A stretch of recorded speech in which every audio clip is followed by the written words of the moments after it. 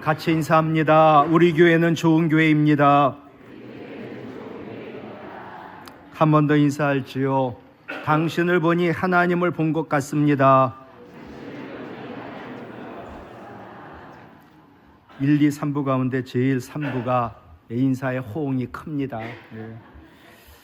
제가 아는 목사님입니다. 실제 얘기고, 교회가 다툼이 있었고 상처가 많은 교회에 목사님이 새로 부임했습니다. 썰렁하죠. 교인도 빠져나가고. 교회 분위기를 바꾸고자 목사님 교인들과 이렇게 인사를 하였습니다. 우리 교회는 좋은 교회입니다. 당신을 보니 하나님을 본 것 같습니다. 교인들이 목사님의 의도를 이해하고 인사를 잘 따라 주었습니다. 교회 분위기가 많이 좋아졌는데 성도 한 분이 목사님 찾아와가지고 이렇게 따졌습니다. 목사님 따라하라는 인사가 너무 부담스럽습니다. 교인들 보면 미워하는데 하나님 본 것 같지 않은데 어떻게 하나님 본 것 같다고 마음에도 없는 인사를 합니까? 이건 사기입니다. 바울은 사람을 두 부류의 사람으로 말했습니다. 그 속에 성령이 거하는 사람, 그 속에 성령이 거하지 않는 사람. 물어봅니다. 여러분 안에는 성령이 거합니까? 성령이 거하지 않습니까? 성령이 거하지 않는 사람은 내가 주인이거든요. 늘 내 이성적으로 사람을 봅니다. 교회 와서도 누구를 봐도 늘 이성적으로 보고 비판하고 판단하고 정죄까지 합니다.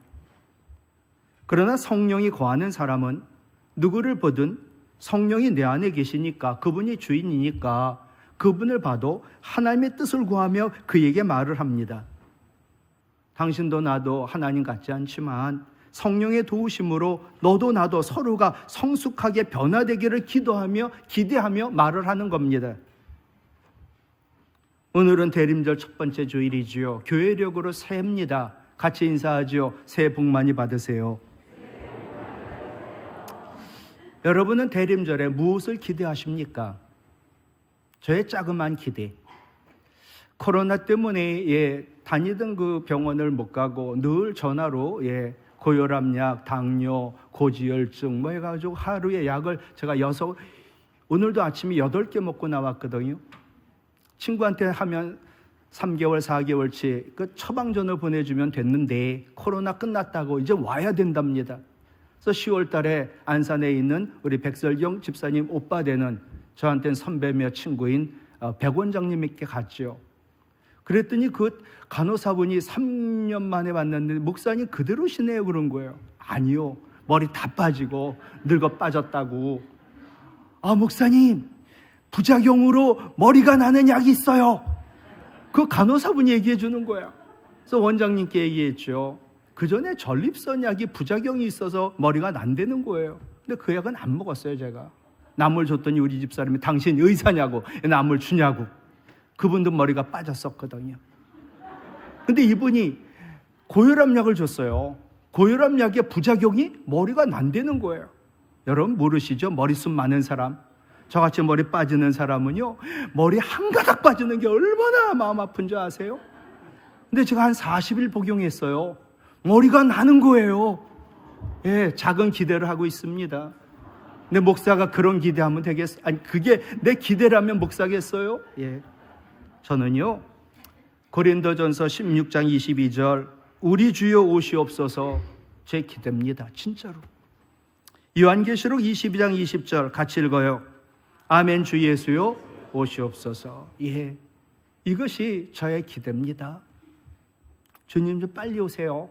그럼 저 죽지 않고 하나님 나라 갈 수 있잖아요. 힘들거든요. 베를린 예술대학 철학교수 한병철 교수 서사의 위기라는 책을 썼는데, 서사, 내용과 목적과 방향과 이런 이야기가 없다는 거야. 세상이. 지금 세상은 이야기가 없어요. 사랑이 없어요. 서사를 잃어버린 정보의 시대, 현대를 비판하면서 이 책을 썼지요. 이분이 얘기한 얘기에 SNS에 공유되는 이야기들은 공감이 아니다. 그분 불쌍하니까 우리 위로하고 사랑해 주자고가 아니에요. 정보 교환이라고 하면서 헛된 정보, 잘못된 정보로 남을 까고 치고, 편가르고 악플을 달고.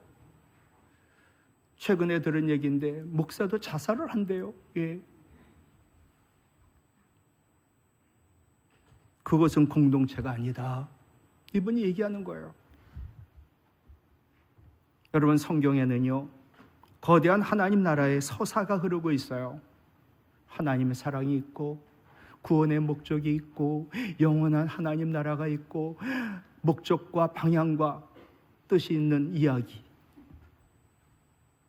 창세기부터 시작된 하나님의 계획은 예수님 재림으로 완성될 거예요. 우리는 이미 시작되었으나 아직 완성되지 않은 하나님 나라 살고 있어요. 저는 주님이 오시고, 또 주님이 안 계신 분들은 주님이 내 안에 오심으로 완성된 하나님 나라를 기대합니다. 첫 번째로 주님 오시길 기대하고요, 미움이 없는 하나님 나라를 기대합니다. 주님이 계신 곳, 미움이 없는 하나님 나라. 제가 눈물 콧물 흘리며 회개한 것이 바로 요한일서 3장 15절이에요. 그 형제를 미워하는 자마다 살인하는 자니 살인하는 자마다 영생이 그 속에 거하지 아니하는 것을 너희가 아는 바라. 이 15절 말씀은요, 3단 논법이에요. 형제를 미워하는 자, 살인하는 자, 살인하는 자, 영생이 그 속에 없는 자. 따라서 형제를 미워하는 자는 그 속에 영생이 없다. 내가 형제를 미워했는데 나에게 영생이 없다니. 저는 늘 범생이라 회개할 게 없었어요. 그렇게 생각하고 있었죠. 근데 1979년 10월 어느 금요 기도회 때 고시영 목사님이 저보고, 그때 2시까지 새벽 철야를 했어요. 나보고 간증을 하라는 거예요. 그때 제가 요한 1서 3장 15절 가지고, 나는 뭐 잘못한 게 하나도 없었는데 보니까 내가 누굴 미워하는 거예요. 나는 잘하고 있는데 저 친구는 못하더라고요. 나는 지각 결석하면 끔찍히, 그건 죄죠, 죄. 이렇게 생각을 했었거든요. 그러니 남을 미워하는 거예요. 내 생각이 바른데 나를 따르지 않아요. 그것도 미워요. 내가 살인자구나. 예수님도 미움과 살인을 동일시하셨는데, 살인은 미움에서 출발되기 때문이지요. 가인의 예처럼 형제에 대한 미움의 극단적인 행동은 살인으로 이어져요. 살인의 시작은 미움에서 시작되기 때문에 미움을 살인 행위와 동일시 예수님도 하셨지요. 무엇보다 요한복음 8장 44절, 예수님이 살인의 원조를 마귀라고 말씀하셨거든요. 모든 살인자는 마귀에게서 났고 마귀에게 속한 자들이지요. 사람은 딱 2종류 인간밖에 없어요. 하나님 앞에 하나님 자녀냐, 마귀의 자녀냐. 하나님 앞에 형제를 사랑하는 자냐, 형제를 미워하는 자냐. 2종류밖에 없어요. 양다리 없어요. 형제를 미워하는 자란 예사의 말이 아닙니다. 형제는 내가 모르는 세상 사람이 아닙니다. 가장 가까운 사람입니다. 미움이란 가장 가까운 자를 해치는 독침이요, 나에게는 큰 죄가 되는 거지요. 너무 가까워요. 잘 알아요. 형제에 대한 미움은 내가 지금 병들어 있다는 거예요.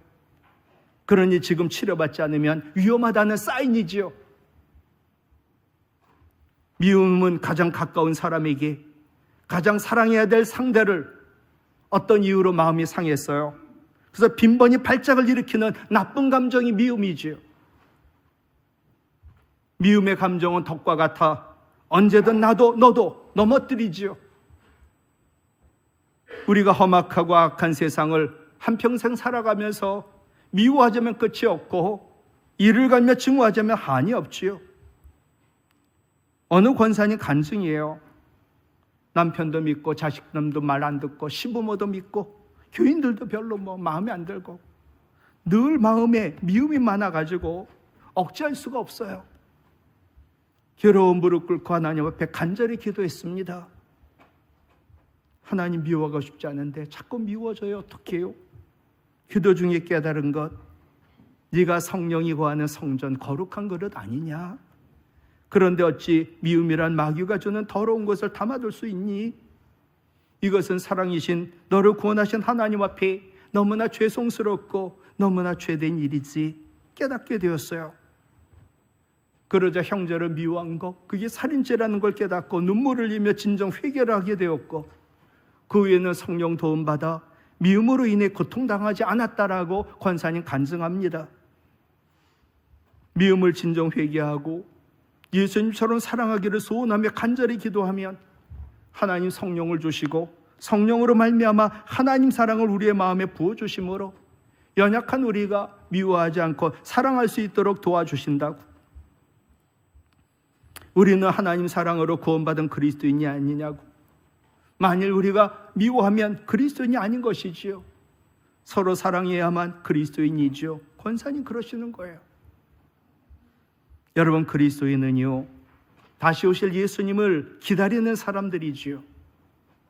그리스도인이라면 성경의 가장 마지막 말씀, 실제적으로 계시록 마지막 말씀, 아까 읽었던 요한계시록 22장 20절, 이것들을 증언하시니 우리 주님이 이르시되 내가 진실로, 주님 뭐라고 하셔요? 속히 오리라 하셨거든요. 그러자 우리는 어떻게 응답해요? 아멘 주 예수요 오시옵소서. 이 말씀을 잊지 말아야 되죠. 이 세상은 늘 두 가지 흐름이 있어요. 하나는 정의, 하나는 불의. 하나는 선, 하나는 악. 하나는 생명, 하나는 죽음. 하나는 사랑, 하나는 미움. 항상 공존해요. 그러나 그리스도인은 불의가 아닌 정의를, 악이 아닌 선을, 죽음이 아닌 생명을, 미움이 아닌 사랑을 택하는 자가 그리스도인이지요. 이것이 다시 오실 그리스도를 기다리는 지혜로운 그리스도인의 삶이지요.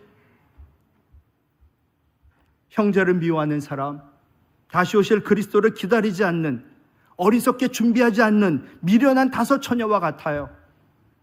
성경을 읽을 때마다 그래요. 세상에 주님 오신다는데 왜 기름을 준비하지 않아? 세상에 그런 미련한 여자가 어디 있어? 근데 그게 우리더라고요. 내가 형제를 미워하면 주님 기다리고 준비하는 게 아니에요. 살다 보니 미움이 사랑보다 너무 가까워요. 사랑하기는 쉽지 않지만 미움은 마음의 경계병을 세우지 않으면, 파수꾼 세우지 않으면 금방 그 미움이 내 마음을 점령해요. 어떤 분이 그러더라고요. 사랑하니까 미워 안 되는 거예요. 미움을 사랑의 변종이라 말하더라고요. 그러나 분명한 것, 미움은 미워하는 사람에게 살인죄를 짓게 만들어요.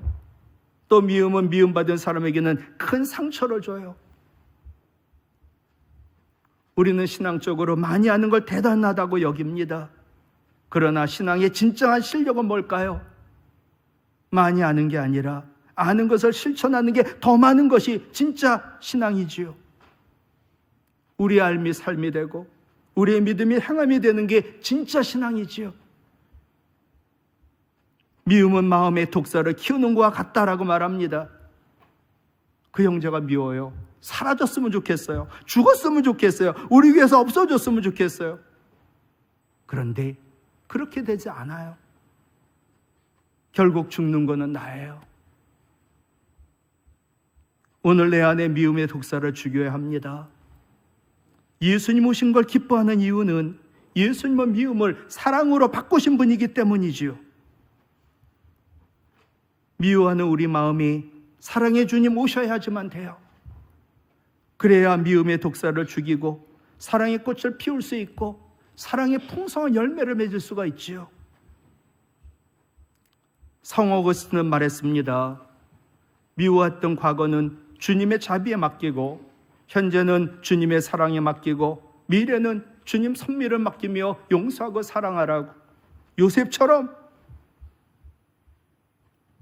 미워했던 과거의 죄는 주님의 자비에 맡겨서 용서를 받아야 합니다. 그리고 현재는 바로 이 시간 형제를 사랑하겠다고 결단할 때 주님은 성령으로 말미암아 하나님의 사랑을 부어줘 도와주셔요. 그래서 미래는 모든 것 합력하여 선을 이루는 하나님 섭리를 기대하며 형제를 용서하고 사랑할 수 있지요. 그럴 때 요셉처럼 꿈이 이루어지고 많은 생명을 구원할 수가 있지요. 두 번째 기대합니다. 주님 빨리 오세요. 그래서 주님이 우리를 사랑하듯 서로 사랑하는 하나님 나라를 저는 기대합니다. 16절, 그가 예수님이 우리를 위하여 목숨을 버리셨으니 우리가 이로써 하나님의 사랑을 알고 우리도 형제를 위하여 목숨을 버리는 사랑하는 것, 그것이 마땅하다. 여러분, 윤리란 말 아세요? 윤리? 기독교 윤리가 뭔지 아세요? 주님이 사랑하지 못할 우리를 그럼에도 불구하고 사랑한 것처럼 우리도 나와 다르고 틀리고 나를 아프게 하는 사람, 그럼에도 불구하고 사랑하는 것, 그것이 마땅한 기독교 윤리, 그리스도인의 윤리라는 거예요. 요한복음 15장 12절 같이 읽습니다. 내가 너희를 사랑한 것 같이 너희도 서로 사랑하라. 아멘. 이게 세 계명이거든요. 사랑하는 게 무슨 세 계명이야? 세 계명은 차원이 다르다고 말씀드렸죠. 내가 너희를 사랑한 것 같이. 주님 우리를 어떻게 사랑하셨는데, 예수님이 사랑할 수 없는 죄인인 나를 세상에 목숨 버리며 사랑했는데, 우리도 사랑할 수 없는 원수까지, 그게 아내든 남편이든 자녀든 부모든 교회 형제든 누구든 사랑하라. 사랑은요, 계명 중에 최고의 계명이에요. 모든 계명, 모든 말씀은 사랑 안에 다 포함되어 있어요. 내가 사랑하면 모든 말씀, 모든 계명을 다 이룬 거예요. 헌법이 우리나라 최고의 법이듯 성경의 최고의 법은 사랑의 법이에요. 내가 사랑의 법으로 구원받았는데 아직도 율법을 가지고 남을 정죄하고 있어요. 아니죠. 사랑의 법으로 용서하고 사랑하는 것, 그것이 그리스도인이요 구원받은 자 교회의 모습이지요. 형제를 사랑하지 않는 자는 하나님 사랑할 수 없습니다. 우리가 기도해요. 하나님 사랑한다고. 그런데 형제를 미워하더라고요. 그건 하나님 사랑하는 게 아니죠. 요한일서 4장 20절, 누구든지 하나님 사랑하노라 하고 그 형제를 미워하면 이는 거짓말하는 자야. 보는 바 그 형제 사랑하지 아니하는 자는 보지 못하는 하나님을 사랑할 수 없어. 요한일서 4장 8절, 사랑하지 아니하는 자는 하나님을 알지 못해요. 하나님을 믿지 못해요. 이유는 하나, 하나님은 사랑이시기 때문에. 그러나 저도 마찬가지고요. 사람은 사랑하기보다는 인정받고 사랑받기를 원해요. 그래서 어느 부모든 자녀가 사랑 많이 받는 사람 되도록 헌신과 투자와 모든 걸 다 쏟아붓지요. 아이가 좀 어느 부분 고쳐야 되면 엄청난 비용을 들여 잘생겨서 너무 잘생겼어 사랑받도록, 공부 엄청 시켜갖고 공부 잘해갖고 사랑받도록, 일 잘하고 잘 봉사하고 그래서 사랑받도록, 어떻게 해서든 사랑받으려고 사람들은 애쓰고 발버둥 칩니다. 사랑받는 사람이 멋져 보이거든요. 탤런트나 배우, 와 우리 되게 잘생겼어, 사랑받는 것 같아요. 사랑 많이 받으면 행복할 것 같아요. 그걸 믿기 때문이지요. 그런데 왜 사랑받는 그 유명한 사람들이 자살을 합니까? 왜 사람은 사랑받기를 그렇게 원할까? 무엇보다 사랑에 목말라 있기 때문이에요. 근본적으로는 성경적인 답이에요. 거듭나지 않았기 때문이에요. 물어볼게요. 여러분 거듭나셨습니까? 거듭나지 않은 사람은요, 하나님 사랑으로 내가 구원받은 걸 모르는 사람이 거듭나지 않은 사람이거든요. 내가 거듭나지 않았다, 구원받지 못했다라는 사람은 하나님 사랑으로 거듭나야 돼요. 거듭난 사람은 더 사랑하지 못해 마음이 아파요. 이유는 하나지요. 날 위하여 십자가에서 죽으신 그리고 부활하신 예수님의 생명과 사랑이 내 마음에 있기 때문이지요. 거듭난 그리스도인에게 새 생명 주셨습니다. 주님이 그럼에도 불구하고 우리를 사랑한 것 같이 우리도 그럼에도 불구하고 서로 사랑하는 것, 우리가 서로 사랑할 때 세상 사람들이 누가 봐도 그리스도임을 알 수가 있지요. 그것이 바로 전도지요. 전에 어느 분이 새가족 등록했는데 찬양대에 어느 분이 계셔요. 그분을 보더니 저분이 교인이냐고, 우리 교회 집사라고. 그랬더니 그분이 그다음부터 안 나오셨어요. 그분이 집주인이래요. 마음이 너무 아픈 일들이 있었나 봐요. 묻지 않았죠. 그분들이 다 떠났으니까 제가 이 얘기를 합니다. 33살 나이에 세상을 떠난 권태영 시인의 시 감자꽃, 이것도 시인가 모르겠어요. 자주꽃 핀 건 자주 감자, 파보나 마나 그 안에 자주 감자. 하얀 꽃 핀 건 하얀 감자, 파보나 마나 하얀 감자. 이게 시예요. 예, 유명한 시예요. 굳이 말하지 않아도 내가 사는 모습 보며 내가 그리스도인이라는 것을 사람들이 알았으면 좋겠어요.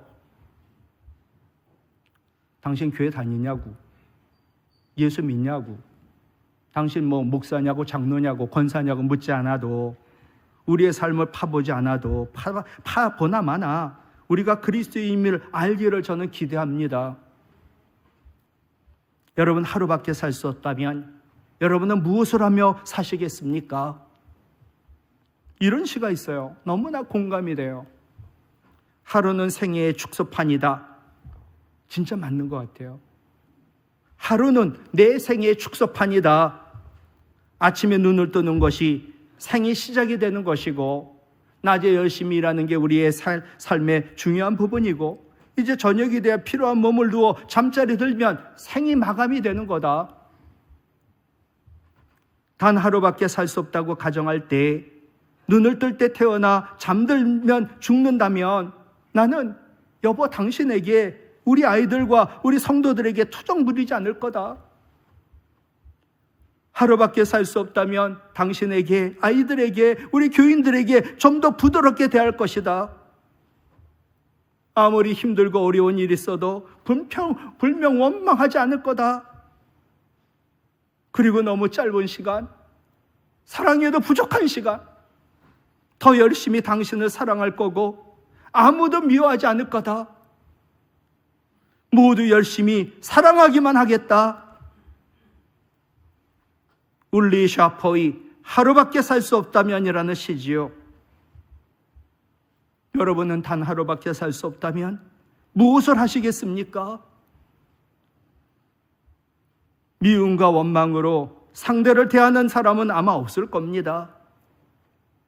혹 싸우거나 용서하지 못한 사람이 있다면 너무나 짧은 그 하루 안에 화해하기를 원할 겁니다. 그리고 생각하겠지요. 용서하고 화해할 수 있는 걸, 이렇게 사랑할 수 있는 걸 왜 진작 못했을까? 하루밖에 살 수 없다면 할 수 있는 그 사랑을 왜 우리는 평소에 하지 못할까? 이유는 하나, 시간이 많이 남아있다고 생각하기 때문이지요. 우리의 신앙과 우리의 삶 모든 것 위에 사랑을 더하라. 골로새서 3장 15절이에요. 사랑만이 생명을 살립니다. 하나님 사랑만이 죄인을 살립니다. 부모님 사랑만이 자식을 살립니다. 성도들의 사랑이 교회를 살립니다. 이웃에 대한 사랑이 이웃의 영혼을 살립니다. 너무나 좋아하는 성경 말씀이 창세기 29장 20절이에요. 야곱이 라헬을 위하여, 사랑하는 라헬을 위하여 7년 동안 라반을 섬겼으나, 같이 읽을까요? 그를 사랑하는 까닭에 7년을 며칠처럼 여겼더라. 아멘. 여러분, 사랑은요, 힘든 세상을 이겨내는 힘이에요. 에너지예요. 사랑은 시간을 정복하지요. 사랑은 한많은 세월도 정복하지요. 사랑은 불확실한 미래도 정복하지요. 근데 사랑은 말과 혀로만 하는 게 아니에요. 오늘 18절 말씀, 자녀들아 우리가 같이 읽을까요? 말과 혀로만 사랑하지 말고 행함과 진실함으로 사랑하자. 아멘. 말씀을 마치려고 합니다. 교회를 그르는 새해 이달, 2023년 마지막 한 달, 그리고 2024년 무엇을 기대합니까? 저는 좋은 교회가 되기를, 좋은 목사님 모시기를 기대해요. 오늘은 과거에 한 번도 살아보지 못했던 새로운 날이에요. 같은 날이 반복되는 것 같아도 그것은 착각이에요. 세상에 보이는 것도 어제 것과 다른 거예요. 나 자신도 어제의 내가 아니에요. 전혀 새로운 날을 살고 있는 거지요. 이것을 인식한다면 매일매일 새로운 마음을 갖게 되지요. 기대합니다. 설레는 마음으로 하루를 시작하게 되고, 그 설레는 마음이 우리로 하여금 기도하게 하고, 기도하는 우리는 기다릴 수 있고, 믿음으로 소망 가운데 기다리면 기대가 이루어지겠지요. 마지막 한 달, 2024년 새해, 주님이 우리 가운데 오시길 원해요. 그래서 미움이 없고 사랑만이 충만한 우리의 마음과 우리 교회와 우리 가정, 하나님 나라가 임하는 설레는 기도를 품습니다. 그래서 서로 사랑하고 용서하며 기도해 2024년 하루하루가 기대한 것이 이루어지는 기적이 연속이 되기를 주님의 이름으로 축복합니다.